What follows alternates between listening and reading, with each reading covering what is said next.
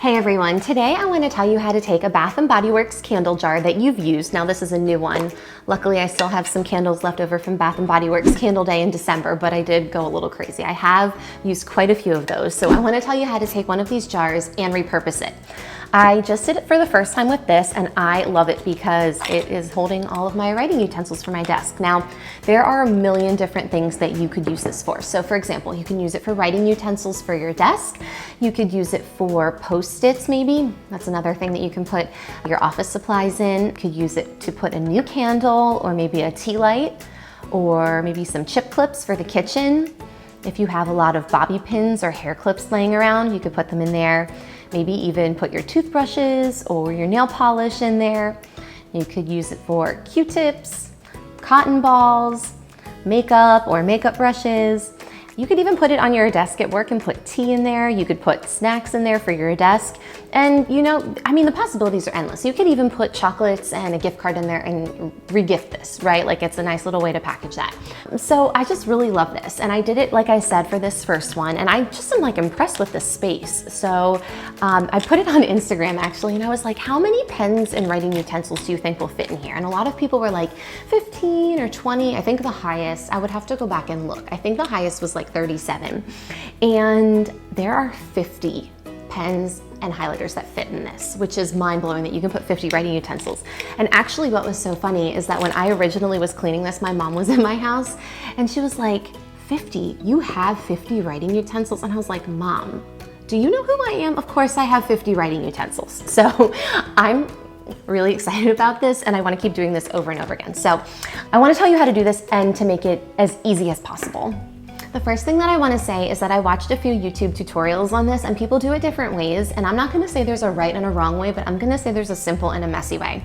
The simple way is you want to take your candle, right, that probably just has like maybe about this much wax, whatever it gets to the bottom, right, and put it in the freezer. Some people will recommend microwaving it with water and then you scrape out the melted wax. Huge mess, and I have found that when you put it in the freezer, you can just take it and pop it right out.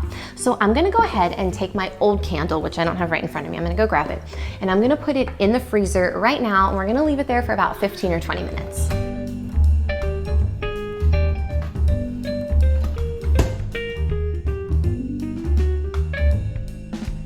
All right, so it's been about 15 minutes and I just got it. Actually, there's a crack down the center, which there's gotta be a scientific reason for, and I'm not exactly sure what that is. So I'm just gonna go ahead and just can hear it wiggling around in there. All right, so the first half has come out. Like I said, it cracked down the middle. So here's the first half, which actually will make that kind of easier because you can see in there, I can just remove where the little wicks were and gently pop this out. There we go. All right, so I have, and actually I'll be honest with you, I probably could have burned this a little bit longer, but I wanted to make the video tonight. So there is enough left, but what's nice about this is that the wick is popped out of this, you see, so you could really use the rest of this wax in a candle warmer if you have one, which actually I do. So that'll be nice. So this won't go to waste. So I still have some wax that I can use later if I want to. Meanwhile, I have this and my candle jar is empty minus the 2 wicks at the bottom. So what I'm gonna do is I'm gonna go ahead and I am going to scrub this with hot water. Another secret I have is that on Amazon, they sell knockoff Mr. Clean Magic erasers. So they are like 1000% cheaper. That's not an actual number, but so much cheaper, and they work just as good. I will say the first time I used them, they felt a tiny bit cheaper, but they work really well. So I'm gonna go ahead and just run this under some hot water so that I can get the wicks out. This will start to crumble off, and then I'm going to peel this off because I'm hoping to make this a clear jar just like this one right here.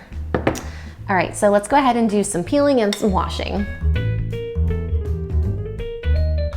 All right, so that came off really quickly and easily, and actually there's nothing weird on the outside here. So luckily we won't have to scrub any like sticker, like the weird sticker glue off, so that's great. So yes, that's peeled off, and I'm gonna go over to the sink now and run this under some hot water.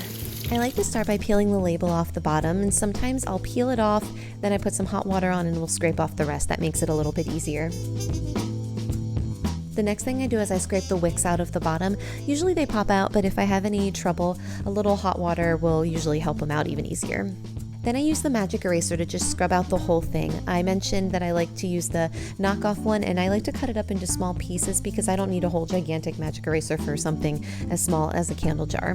Then I just spend as much time as I need to clean it off. I use hot water and some dish soap. It helps to get all of the residue off, and sometimes this takes a little while. This is definitely the most time-consuming part of it. At the end, I dry it off, and it's pretty common that I see that it's still a little bit waxy, so I usually have to repeat this process a few times, but it's no big deal. You just keep repeating it and scrubbing the edges until all of the wax comes off. The last time that I dry it, I just make sure that I don't see any wax left, and there it is, it's done.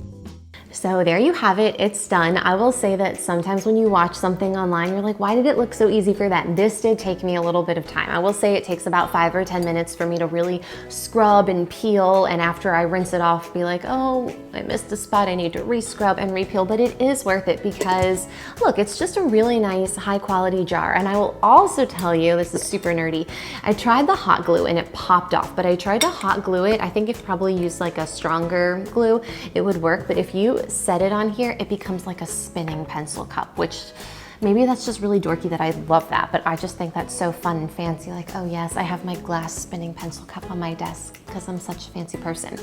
Not really. Anyway, it was just a fun project to do. So if you have done this, or if you have any ideas besides the cotton balls, Q-tips, office supplies, regifting, that sort of thing, leave them in the comments below. I would love to hear them. And if you enjoyed this, like, subscribe, and I hope to see you next time.